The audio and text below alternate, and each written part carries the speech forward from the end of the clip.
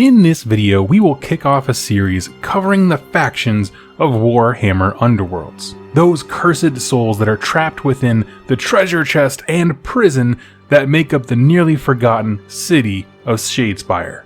If you'd like to learn more about the setting of that game, meaning the city itself, check out my description down below. I recently did a lore video focused solely on the city of Shadespire and how it got to the position it is in. Now, these videos are going to be directed at folks who play Warhammer Underworlds, but maybe don't have a huge interest in Age of Sigmar as a whole, but they still want to know the lore and flavor of each of the warbands available. And today we're going to kick this series off with the Chosen Axes, one of the best looking warbands in the Shattered City, just from a modeling perspective. To understand why they are there, we need to understand who they are.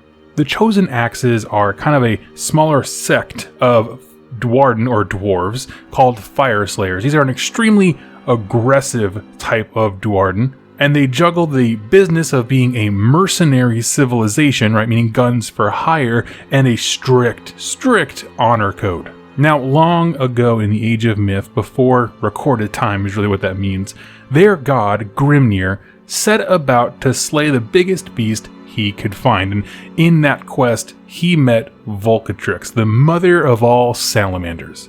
This is a colossal mountain-sized, we call him a god beast, like a hulking lizard, right? Go toe-to-toe with Godzilla, just made of lava, heat, and anger. And their clash was epic, with no clear winner for days. Grimnir was just punching this thing, hitting it with an axe, and Volcatrix would slap him right back with a huge tail, pin him down to the ground with a claw, and they just kept wrestling one another. At one point, doing kind of like a final strike, trying to land a critical blow, Grimnir charges the lizard at full force, and she does the same. The sheer power involved of two, like, god-level beings smashing so hard into each other causes an explosion. In this explosion, mountains were leveled, and when the dust settled, neither of the opponents remained. The god Grimnir had taken such an impact that it shattered him into thousands of pieces. His essence merged with the metal coming off of the explosion, meaning like when this explosion happened, this metallic substance infused with the power of a god shot all across the realms. This substance is what we call gold. To the untrained eye, it looks like regular gold, which is valuable, but it's not, magical or anything like that. Not mystical in nature, but to the children of Grimnir, meaning his followers, those who worship him as deity, it is their connection to the divine. They are able to melt down gold and craft it into weapons and runes, and give them a bit of Grimnir's godly rage and might, letting them take their god's power and anger and battle prowess into themselves. Some of them even embed these runes into their own bodies for more power, and thus the Fyreslayers were born, children of a broken god, searching the realms endlessly in an attempt to reclaim pieces of him, using his very power to do so. If you look at the Fyreslayer models that come, the Chosen Axes in Warhammer Underworlds, you'll see the little runes all over their body. That is actually gold embedded in their flesh and crafted into weapons. Now, when I say that they're searching the realms endlessly to, reclaim pieces of Grimnir and kind of put them back together, their whole lives and society is based around this idea, worshipping Grimnir, putting him back together. Their main method of acquiring gold is mercenary work. They sell their swords out to the highest bidder, knowing that their prize will always contain bits of gold. They're a faction based on martial prowess, honor, and oaths. To make a bargain with the Fyreslayers means that they're going to give their lives to honor that deal, and to cross them is to die a brutal death. So here we have this, again, like I said, very martial civilization on sort of a holy quest, if you will, that they achieve by conquest and selling out their services as warriors. Now, how does that kind of army end up trapped in Shadespire? Well, the Fyreslayers of the Vostarg Lodge, in particular, were hired a long time ago by the residents of Shadespire.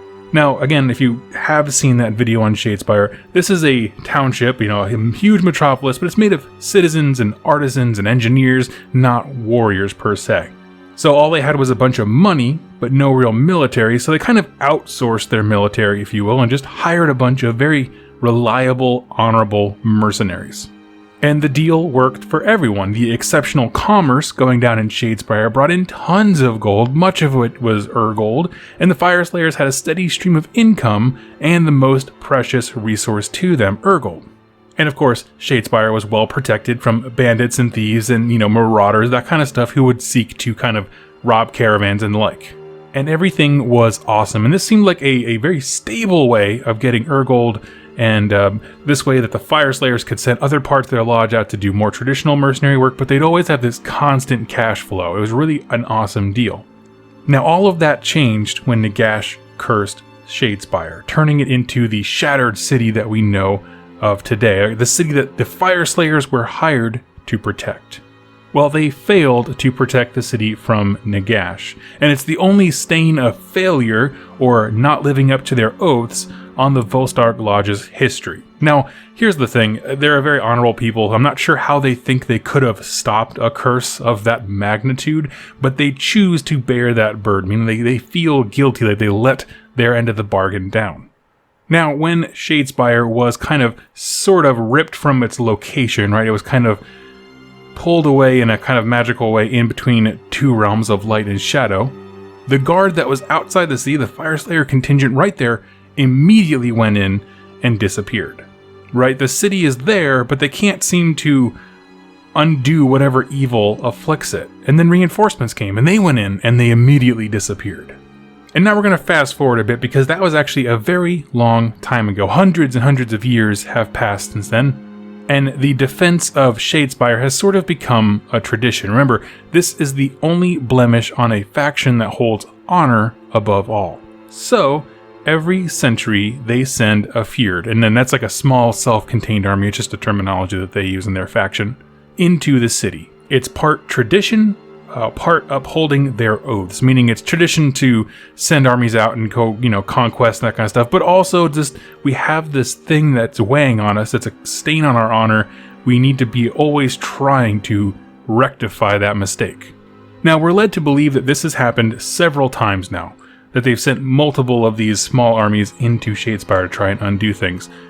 Not a single Dwarden has ever come back from one of these trips, but they all go willingly, right? Each Fyreslayer is desperate for an attempt to regain their lodge's honor and restore the city of Shadespire. So that's why the Fyreslayers have some deep-seated ties to the city, but who are these Fyreslayers in particular? Well, at one point, the Runefather of the Volstark Lodge, which means that the Runefather is like the sole Primarch or king of the lodge, his name was Fuel Grimnir. And the 100 years were up, he was due to send an army into the city, as was tradition, and it was just that time of the century under his reign. But the thing about Fuel Grimnir is, he was getting old in his years, and didn't have much fight left in him. He hated the idea of sending his men to die in Shadespire, while he wasted the last of his days on a throne as Runefather. Right? He's a good, honorable leader, and so he did something very brash, very bold for this kind of patriarchal system. He chose one of his sons to take his place. Usually this happens like at the moment of death, on a deathbed, or something like that, if you know you're going to go on a suicide mission, that kind of thing. He elects one of his sons to become the new Runefather and has a second Latchkey Grand Axe. That's the one where it's kind of sitting over the guy's shoulder, the big axe weapon, and this is very significant. The Latchkey Grand Axe as a weapon is both a sign of authority to the Fyreslayers. Usually only one exists, and it always belongs to the Runefather. It's a powerful weapon, and it's the literal key to the lodge's vault of Urgold. So it's deadly, symbolic, and important. So it is a devastating weapon made out of a lot of Urgold, a lot of power behind it, but also it unlocks the vast reservoirs of everything that the lodge has earned. Well, he had a second one crafted and personally led a small army to the gates of Shadespire. No more would another son of Grimnir die in his place. The aged Runefather still had a fire for battle, and he would offer himself up to the shattered city. Now, of that initial army that marched on the city, which could have been upwards of 100 warriors, only 4 of those Fyreslayers remain. Fuel Grimnir, Tef Flamebearer, Mad Maegrim, and Vol Oricbane. And here's the thing, time in Shadespire does seem to move a little bit oddly, or I'm sure it's part of Nagash's curse. So there's actually been multiple Fyreslayer armies every 100 years sent in since Fuel went in there. But again, none of those have returned, and they've never actually met up with him. So Fjolgrimnir is the only Fyreslayer remnants known to still live. And the deadly city of Shadespire has only sharpened him. They may only be 4 in number, but they have become incredible killing machines, able to kind of predict each other's movements, exploring the Undercity, slaying other warbands bold enough to enter, because remember, they're still the defenders against intruders, that's part of their oath. But things have escalated with Night Vault's release, and now they're also killing the ghoulish residents of the city, resurrected into undead walkers by Nagash. Their story doesn't have an ending until the last man falls, and Fjolgrimnir is an honor to his people, a legend among rune fathers, and a champion of the near-eternal death trap that is Shadespire. Now, why are the Chosen Axes so cool from a lore perspective? If you've never watched one of my lore videos, this is exactly what I do at the end of every one of them. I talk, why is this a cool thing, right? We break it down a little bit more. Well, here we have a Horde army. If you're not familiar with how Fyreslayers play in Age of Sigmar proper, you have a Horde army that's been whittled down over the decades to only the strongest of the strong. In Fjolgrimnir, we see the best parts of a leader. He takes authority seriously, he believes in honor, he doesn't want someone else to die in his place, and he's willing to get in there and get the work done himself. And the kind of honor he has is tough when you consider the very unique position that the Fyreslayers are in compared to like most other factions that want something in the city, right? When other factions tend to come into Shadespire, they want something. They want wealth, arcane treasure, glory, stuff like that. But the Chosen Axes are there as defenders and protectors of this place. They don't want anything from it. They want to help. There's no chance of getting paid from its citizens again. They're all gone. It's very clear. This is solely to regain their honor, because they still see themselves as honor-bound defenders of the city. So anyone else that's in there, any of the other warbands, including Stormcast, all the other, quote-unquote good guys, they're a trespasser, and they need to be dealt with. So that makes sense. They go in there to push everybody else out, right? Defend the city as they promised they would do. But also, Nagash has unleashed the former residents as a small Night Haunt army within the walls of Shadespire, so they need to fight them as well to keep themselves alive. It's a very unique position, right? They're attacked on all sides, unlike any other warband in their motivation for sure. Right? They're getting attacked as the defender and as an intruder from the Night Haunt, and they're there to do a genuinely good thing, to break the curse from the inside. And that makes them unique because they're really one of the only ones there to do a good thing. Even other good guy factions are there for selfish reasons. And I love when armies across any game system, whether it's 40k, Age of Sigmar, War Machine and Hordes, any game you can think of, when there are people there for a variety of motivations to do good, do evil, selfish things, and all points in between.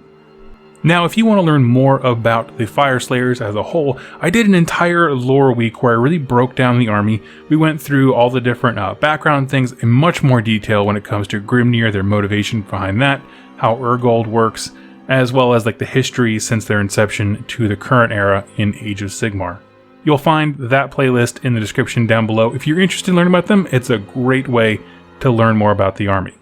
I hope you're enjoying the Warhammer Underworlds content. Let me know in the description down below what other warbands you would like to know more about. Thank you all so much for watching, and happy wargaming.